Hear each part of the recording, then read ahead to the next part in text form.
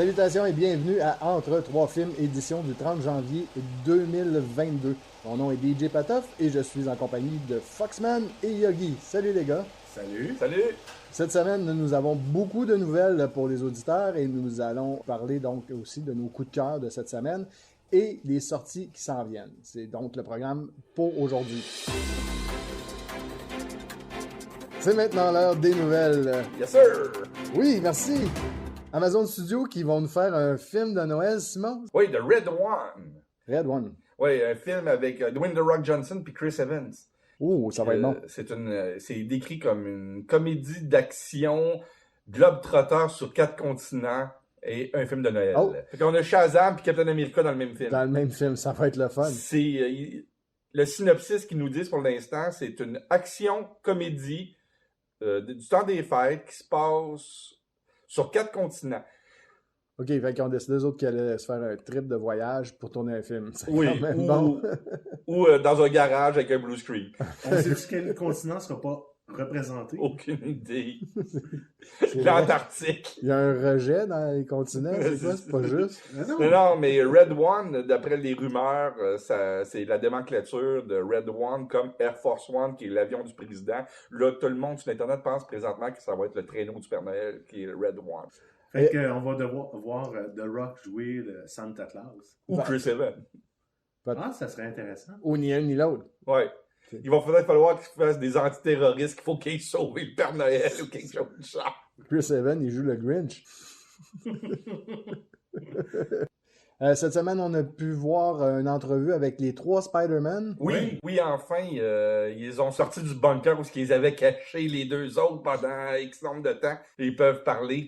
Ils sont libres. Ouais, ils sont libres de parler. Le contrat de non-disclose est fini, fait qu'ils peuvent parler. Donc, ils peuvent dire tout ce qu'ils ont sur le cœur. Je pense qu'ils ont eu plus de fun qu'ils pensaient avoir de fun. Surtout Tobey Maguire, il est allé pas de reculons, mais pas d'avant non plus. Il était juste, c'est un contrat qu'on m'offre, je vais le faire, mais au bout d'une journée de tournage, ça a l'air qu'il était... Avec les 2 autres, Ouais, c'est sûr qu'ils ont créé une espèce de complicité assez rapidement. En tout cas, ça paraît à l'écran. Fait que j'imagine que dans la vie, ça a fait la même chose. Mais j'adore Tom Holland, mais ce film-là m'a fait penser que Andrew Garfield était le Spider-Man partout. On a hâte de voir s'il va avoir son 3e film, d'ailleurs. Et ça serait le fun. J'ai des petites affaires que je sais que je peux pas parler, mais... OK. Donc, on va passer à un autre sujet. Ouais. Oui. Puis ce qui est drôle aussi, c'est que cette semaine, il est ressorti, j'ai vu ça dans ma file sur YouTube, une vieille entrevue de Andrew Garfield qu'il a eu à Jimmy Kimmel et qu'il y avait une question du public, puis c'était Tom Holland. Ça a été fait au mois de septembre. Oh ouais, mais c'est ça, les gars s'amusaient, là, Oui. ils se piquaient entre eux autres, là. Puis je l'aurais fait, moi, personnellement. Ouais, puis je pense que Tobey Maguire avait déclaré qu'il était jaloux des costumes des 2 autres gars parce que lui, ça avait été très, très, très pénible, son tournage. Ses tournages, en fait. Ouais, mais même à ça, là, le gars est plus sur le circuit des acteurs courants depuis un petit bout. Fait que rentrer dans le costume, C'est un petit peu plus dur pour lui. Mais c'était aussi plaisant de voir comment Tom Holland était l'appréciation de son tournage avec les 2 autres pour dire « Ah, je vais jouer avec les 2 autres Spider-Man, ceux qui m'ont précédé. » Mais qu'est-ce qui est bien dans toute cette histoire-là, puis il en parle d'ailleurs dans l'entrevue, c'est la rédemption d'Andrew Garfield dans le rôle de Spider-Man, parce que c'est comme le frère du milieu, comme il dit dans l'entrevue, c'est pas le plus jeune ni le plus vieux frère, Ouais, c'est celui du milieu, c'est lui qui est oublié, comme. Le mal-aimé. Ouais, C'est le mal Andrew in the middle. La suite de Malcolm in the Middle. Non, mais c'est ça, il explique que son arc d'histoire avait jamais été résolu, puis ils ont fait une scène spéciale avec Zendaya pour régler son traumatisme au personnage qu'il avait eu lors du dernier film qu'il a fait. Donc, si vous n'avez pas encore vu No Way Home, allez-y avant de vous faire spoiler parce que c'est vraiment un bon film. Puis après un mois et demi, 2 mois, on peut commencer à le spoiler. Là. Ouais, même si au effectivement. Québec, les salles ont été ouvertes pour même pas une semaine pour pouvoir le voir, malheureusement. Là. Mais il faut penser à toute la francophonie aussi, en France, en Belgique, partout dans le monde francophone qui l'ont vu. Là. Oui, c'est ça. On pense aussi aux Québécois, parce que c'est comme nos voisins. Eux autres, ils peuvent venir nous sacrer une volée. C'est plus dur de partir de la France. Donc, du côté Warner, on a donné le feu vert à un nouveau Mortal Kombat. Mortal Kombat 2, la suite du film qu'on a vu en 2021 a été annoncée, écrit par l'auteur qui a développé pour la télévision The Umbrella Academy pour Netflix. Ça risque d'être une bonne histoire. C'est Mortal Kombat. Oui, c'est Mortal Kombat, mais c'est Umbrella Academy. Oui, mais le premier film de Mortal Kombat dans la série qui a sorti en 2021 était plus sérieux que les deux films de Mortal Kombat qu'on a eu dans les années 90. Oui. Mais c'était pas... C'était pas tout à fait ça. C'était pas le Pérou, comme on dit. C'était pas le Pérou. Non, c'était plus le Japon. T'as rien à rajouter là-dessus? Non, toi, t'es un fan de Umbrella Academy, je pensais que ça nous exciterait de voir le gars qui Mais moi, Mortal Kombat, ce genre de jeu vidéo-là, dans les années 90, j'aimais pas ça. Street Fighter, Mortal Kombat. Et comme j'ai juste vu la version des années 90, puis ça m'avait laissé ni chaud ni froid. OK. Ah, il y avait une méchante bonne trame sonore. Ça, oui. Ouais. Mais l'histoire en tant que telle, le film, je l'ai regardé il y a 2-3 ans, une deuxième fois, puis j'ai fait « Ah, c'est juste ça. » Ben, si t'écoutes Annihilation, c'est sûr, tu vas faire « Ah, c'est juste ça. » Non, j'ai juste regardé le premier, je me suis jamais tapé les autres. Tu vas vivre plus vieux. C'est exactement ça. Il va y avoir une nouvelle adaptation d'un de mes personnages de jeunesse préférés, He-Man. Oui, Netflix ont donné leur accord à produire un film. Un vrai film. Un vrai film sur He-Man après le grand film de 1987 que tout le monde a vu avec Dolph Lundgren. La deuxième adaptation de He-Man and the Master of the Universe va sortir. Qui n'avait pas été une très grande réussite, le premier avec Dolph Lundgren, là. Non, malheureusement, Dolph Lundgren n'était pas capable de jouer aussi bien que Frank Langella. Non, mais un film qui parle d'un super-héros qui vit sur une autre planète complètement, puis tu passes le 3/4 de ton film sur la planète Terre, c'est comme un petit peu décevant, là. C'est quand tu t'appelles Canon Film et que tu n'as pas de budget. Exactement. J'ai déjà vu ça, des films, pas de budget. Oui, je pense que le projet va être écrit par le scénariste de Shang-Chi en plus. Oui, en effet, il y a un des scénaristes de Shang-Chi qui est attaché au projet. Qui est attaché au projet, puis He-Man et le Prince Adam va être joué. Là, ils disent au moins, on va voir le Prince Adam. Dans la première adaptation, on n'avait pas vu le Prince Adam, on avait juste vu He-Man. Il va être joué par l'acteur Kyle Island, qui a joué un des membres des Jets dans la nouvelle adaptation de West Side Story par Steven Spielberg. Un autre film à voir, si vous ne l'avez pas vu, courez, pas au cinéma, parce qu'ils sont fermés au Québec, mais essayez de le trouver. Le 7 février. Hein? Les salles réouvrent le 7 février. Ah, OK, je pensais qu'ils sortaient le 7 février. Non, tu m'as fait peur. Peut-être qu'ils vont faire J'espère que les cinémas au Québec vont faire du backtrack sur les films qu'on n'a pas pu voir. Ça serait intéressant, oui. Oui, au moins avoir une salle ou deux pour pouvoir nous permettre de faire ça. De retourner voir Spider-Man pour une 5e fois. Oui.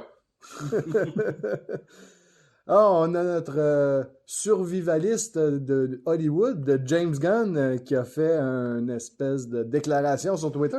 Oui, tout le monde sait qu'il avait quitté, il voulait une couple d'années, il avait quitté Marvel et Disney dans un contexte un peu désagréable pour lui, sur des choses qu'il avait dit une quinzaine d'années, même avant que le scandale sorte. Des personnes ont fouillé sur Twitter puis ont trouvé des discussions qu'il aurait eues avec un autre réalisateur à l'époque. Ce qui fait que Disney avait dit « Voici la porte. » On n'a plus besoin de toi. Fait qu'il était allé chez DC pour une rédemption.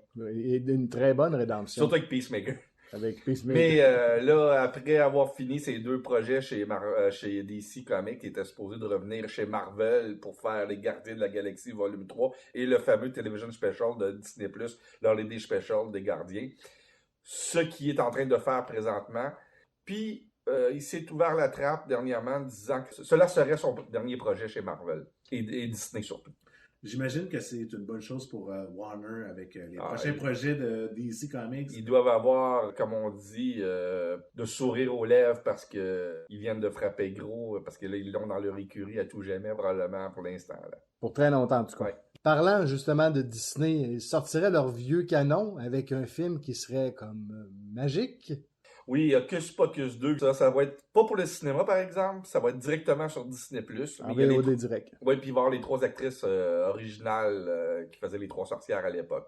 Bette Midler. Sarah Jessica Parker. Puis l'autre qu'on se rappelle jamais du nom. Cathy Najimy.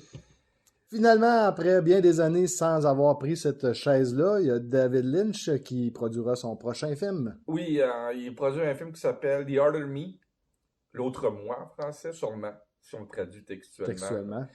C'est un film avec Jim Sturgis qu'on avait pu voir dans Across the Universe, d'ailleurs, qui est une comédie musicale incroyable. Oui. Pour les personnes qui n'ont pas vu ce film-là, il faut que vous... Si vous aimez les Beatles, si vous aimez les comédies musicales, écoutez Across the Universe. Et même si vous ne connaissez pas les Beatles. Exactement. C'est une très belle initiation à cet univers musical-là.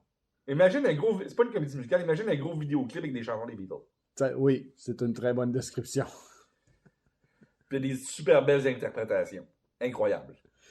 Donc, The Other Me. Oui, Other Me, c'est l'histoire d'un homme qui s'aperçoit qu'il a une double personnalité. C'est très, très lynchien comme style. C'est dans ses styles préférés, les doubles personnalités, qu'est-ce qu'on voit dans un autre monde, les mondes parallèles. C'est une personne assez flyée. Si vous avez pu voir Twin Peaks et plusieurs autres qu'il a fait, c'est un réalisateur très, très particulier. On lui doit aussi la première adaptation de Dune. Est-ce qu'on peut dire que c'est un réalisateur pas tout à fait linéaire? Non. Il a juste fait un seul film pour Monsieur, Madame, Tout le monde, qui est une histoire vraie à la fin des années 90. Elephant Man aussi, c'était assez abordable. Oui, mais le fait qu'il soit en noir et blanc pour aujourd'hui, ça peut rébuter du monde. Oui, mais c'était quand même un film plus que Wild at Heart ou Lost Highway. Effectivement. Ou Mulholland Drive. Pas tout le temps du monde très simple. Malheureusement, The Other Me ne sera pas réalisé par Lynch. Non. Ce n'est que produit par Lynch. Puis la bande-annonce de The Other Me, produit par David Lynch, est disponible présentement sur YouTube. Sur Internet. Si vous êtes curieux. Puis je vous souhaite d'être curieux, parce que David Lynch, habituellement, il s'accroche à des projets assez spéciaux. Puis on est rarement déçus. Oui, puis on lui doit d'ailleurs la première adaptation de Dune que Denis Villeneuve a refait l'année dernière. Effectivement. Il y a Aquaman qui va sortir de l'eau pour s'assécher et devenir rapide et dangereux.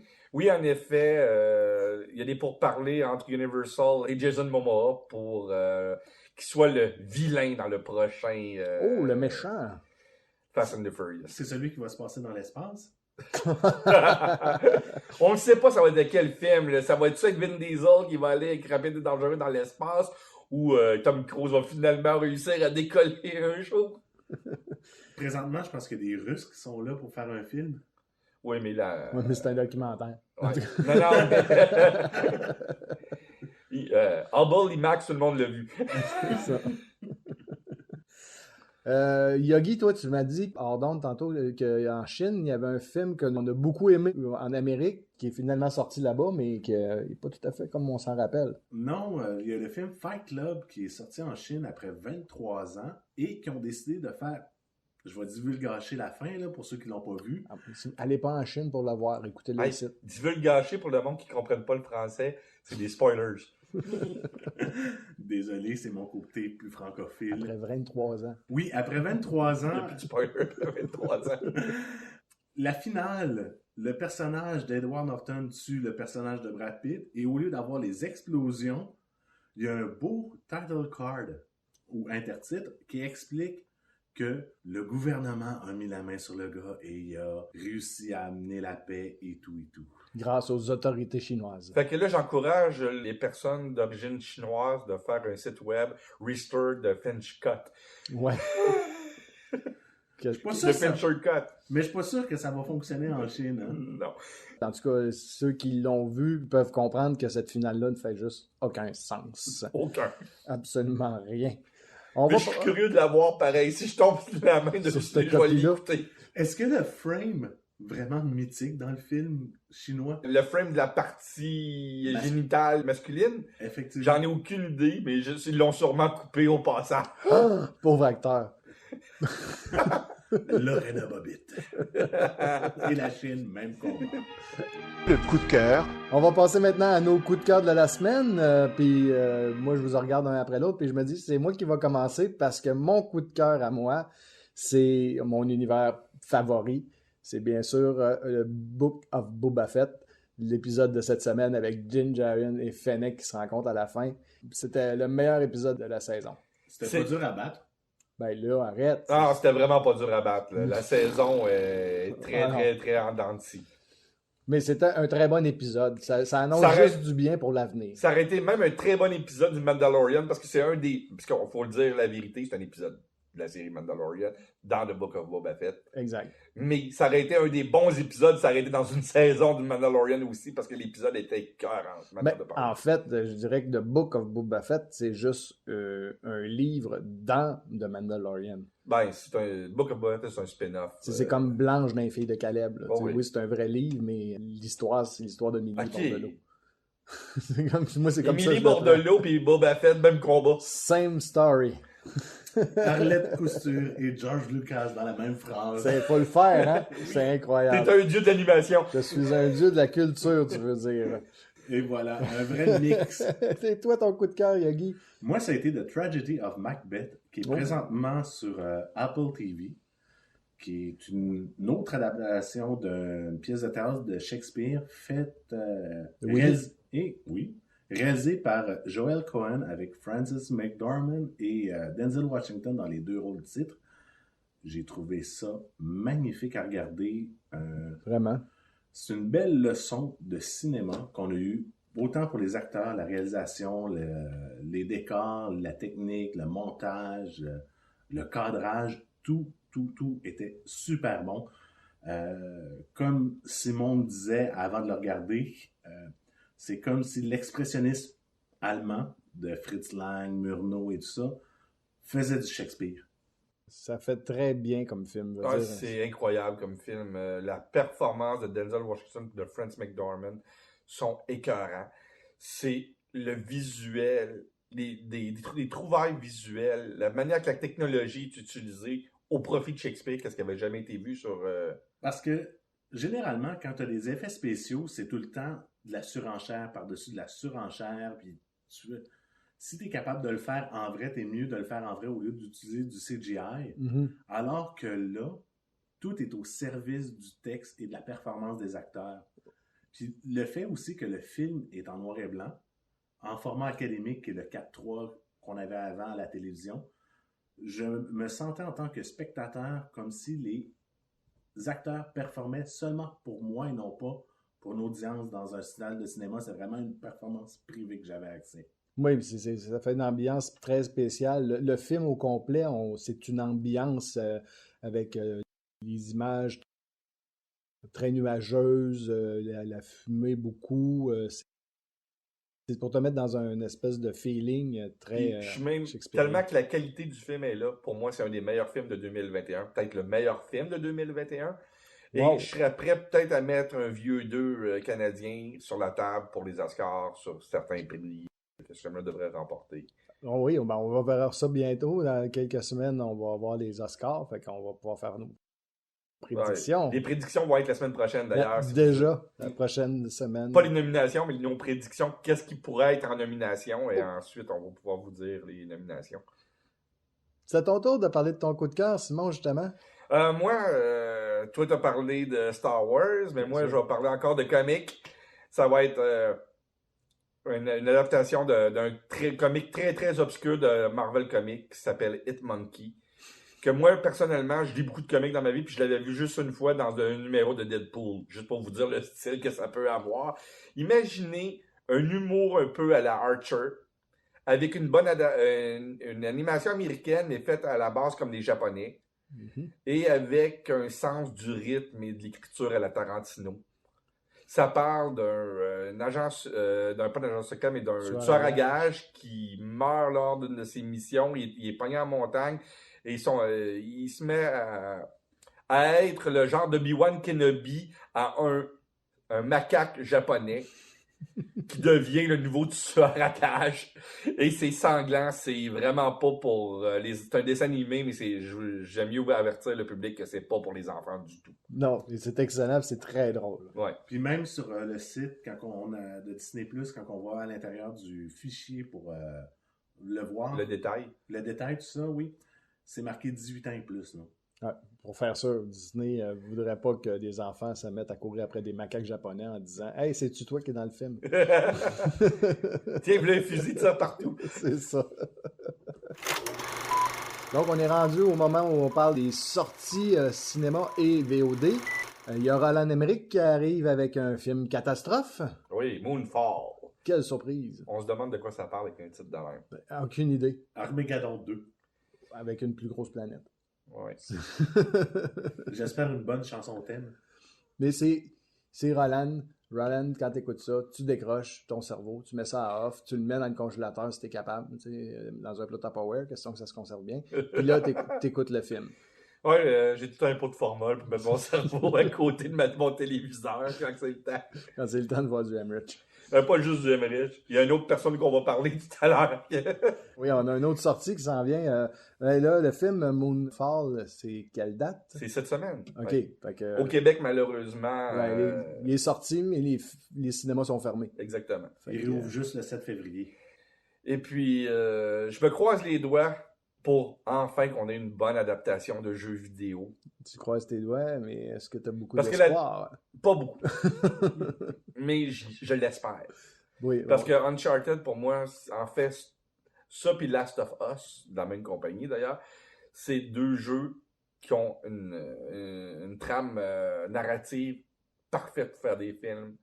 Ça serait peut-être le temps qu'avec des jeux qui ont des trames narratives intéressantes de faire des bons films. Ils se sont cassés la gueule avec Assassin's Creed qui aurait pu faire un très bon film, mais Uncharted, ça n'est un de ce niveau-là, au niveau narratif. Fait que... Puis on peut pas souhaiter du mal à Tom Holland. Non, Tom Holland, c'est un trésor national pour les Britanniques, là, on s'entend. Ouais, je te dirais qu'il commence à être pas mal au travers du monde. C'est l'UNESCO qui va bientôt le protéger. Ouais. Il a uni les 3 Spider-Man. Yeah. On a parlé tantôt de films explosions, puis des explosions un petit peu partout, puis d'un réalisateur qui est spécial. On va aller avec un autre réalisateur un peu dans ce style-là. Le film, c'est Ambulance de... Michael Bay. Oui! Qu'on a regardé la bande-annonce cette semaine. Oui, on l'a regardé ensemble, il y a Guy, c'est vrai.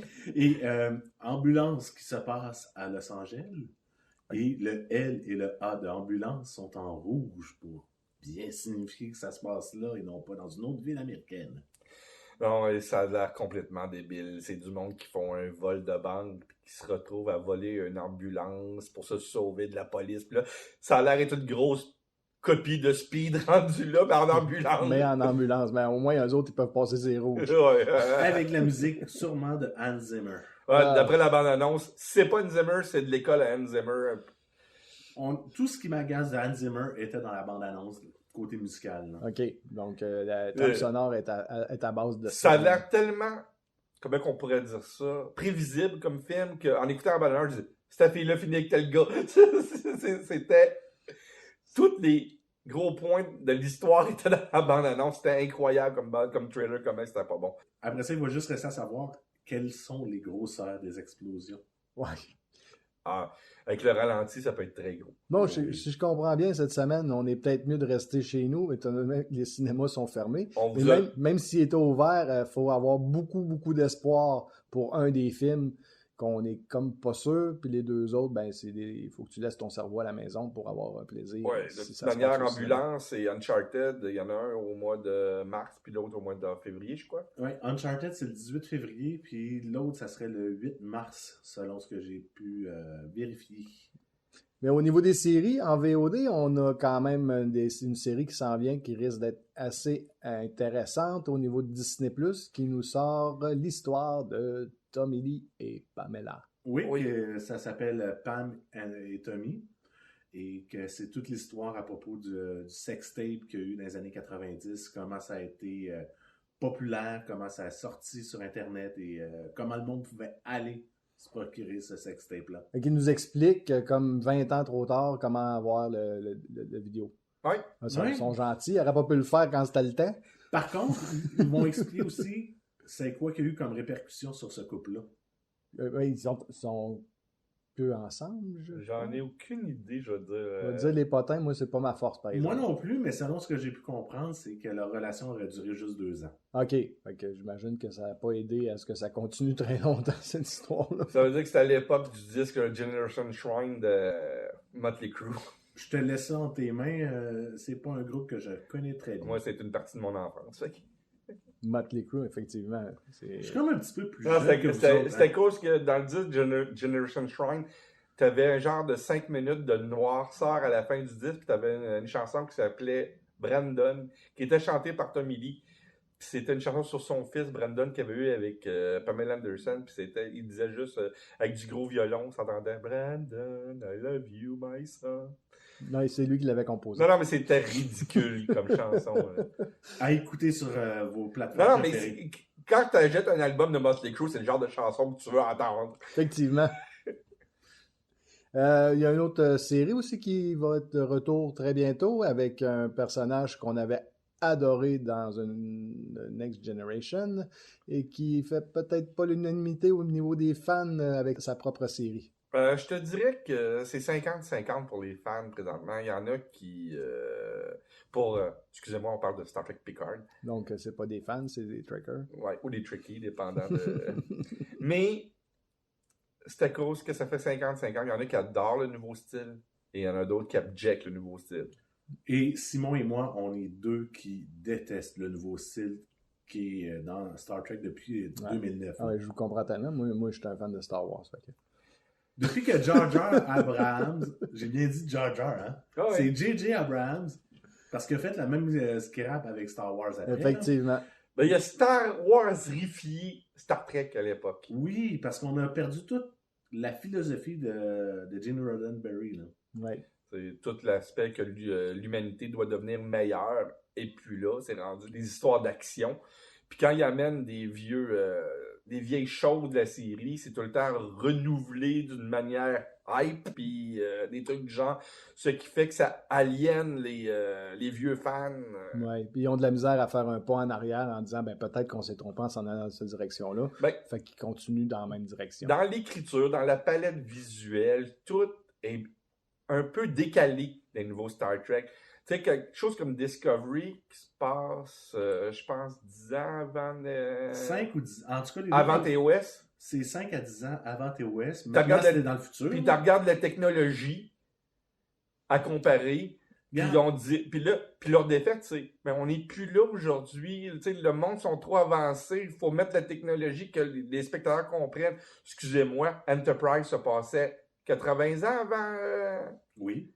Et il avait réussi à mettre une rétro-technologie cool, pareil. Les hologrammes que tu as dans Discovery? Aucun rapport. Aucun lien. Aucun lien. Puis le gros problème avec cet univers-là, c'est celui qui s'occupe de Star Trek à Paramount. Oui, qui est Alex Kurtzman, que tout le monde connaît de sa gloire d'avoir écrit les films de Transformers. Un grand auteur. Et il est accompagné d'un autre grand auteur qui a écrit Batman et Robin et Perdu dans l'espace, le film avec Gary Oldman. Le meilleur Batman. Ils ont pris la crème. C'est des auteurs shakespeariens pour... Mais là, c'est eux autres qui chapeautent tout l'univers Star Trek. Tout l'univers Star Trek, malheureusement. Donc, ils ont mis ça dans les mains de peut-être des gens qui n'auraient pas dû toucher de près ou de loin. Tu sais, Star Trek, c'est pas Star Wars, c'est pas de la science-fiction régulière. C'est une science-fiction qu'on appelle cérébrale, mais cérébrale approchable pour Monsieur Tout-le-Monde aussi. Mm-hmm. Parce que des fois, quand tu as de la science-fiction cérébrale, c'est pas toujours approchable pour le commun des mortels, c'est juste les niches qui peuvent écouter ça puis apprécier. Tandis que Star Trek, Monsieur Tout-le-Monde peut aimer ça pareil. C'est comme l'amalgame parfait entre les deux styles de science-fiction. Mais là, ils ont décidé... Tout le côté intellectuel, philosophique, on met ça à poubelle, on se concentre sur l'action. Il y a un gros méchant, on envoie les Photon Torpedoes, puis on tire dans le tas. Même depuis 1966, il y avait beaucoup de scènes d'action, mais c'était justifié et souvent en dernier recours. Et même très bien expliqué par Enterprise, qui expliquait on vient de sortir d'une guerre, on est encore très militarisé, puis l'autre arrive comme pas très longtemps encore, fait qu'il y a encore la mentalité guerrière. L'aspect de pourquoi que Kirk était si prime que ça à vouloir attaquer, c'était sa culture quand il était jeune, qu'il y a eu la guerre contre les Romuliens, puis il y a eu tout plein de conflits. Puis même quand que James T. Kirk attaquait, comme ils font dans Discovery, t'avais toujours Spock ou McCoy qui le remettait à sa place dans chacun des épisodes. Ce qu'on voit plus aujourd'hui. Non, à ce temps, c'est normal. Quelqu'un qui connaît vraiment Star Trek, il y a certains personnages en Discovery, tu les regardes, tu fais... Il a vraiment passé son cours à l'Académie de Starfleet, cette personne-là? Non, il est juste enseigne. Non, mais tu sais, c'est thumbs up, là. Il n'aurait même pas réussi à faire le test d'entrée que Wesley Crusher essaye dans la première saison de Next Generation. Ouf. Ça veut tout dire. Ouais. Mm-hmm. Donc, c'est la même chose pour Picard. Picard, c'est... Surtout qu'avec ce qu'on sait, la prochaine saison se passe en 2024. Oh, ben, il voyage dans le temps pour s'emmener en 2024. Il va avoir évité la COVID, au moins. Ou ils vont être au 8e vaccin. Par contre, ce qui va être intéressant dans la prochaine saison, c'est le retour de Whoopi Goldberg et John Delancey. Oui, j'ai très hâte de voir surtout Delancey dans son meilleur rôle à vie. Mais le problème, c'est que, d'après moi, c'est juste une gimmick pour que moi, en tant que vieux fan, revienne à la série. La seule série qui m'a donné un peu envie d'écouter Star Trek de ce temps-ci, c'est Lower Deck. OK, que j'ai pas commencé. Mais ça reste du South Park quasiment de Star Trek, du Family Guy de Star Trek, parce que c'est de l'humour trash. Donc, ils ont fait avec Star Trek ce que Star Wars a refusé de faire. Exactement, c'était comme Détour. C'était comme la défunte série Détour, mais Star Trek à la place. Mais ça marche, parce que tu prends pas ça au sérieux. C'est du n'importe quoi. Puis, il y a plus de bonbons pour les vieux fans de Star Trek dans Lower Deck que dans les séries télévisées. Je prends ça en note, Lower Deck. C'est qui qu'il faut qu'on mette dehors, non? Alex Kurtzman et Akiva Goldsman. Je leur donnerais... Mais c'est des auteurs extraordinaires. Mais il faut pas leur laisser une affaire de science-fiction ou de comic book ou quoi que ce soit parce que ils se perdent. Ils se perdent. Ben, c'est la même affaire pour Simon Kinberg qui a gâché 2 fois la saga Phoenix dans X-Men. C'est des auteurs du même style. Et c'est ce qui conclut notre épisode. Je vous invite à venir vous abonner à Balado Québec, suivre nos prochains épisodes.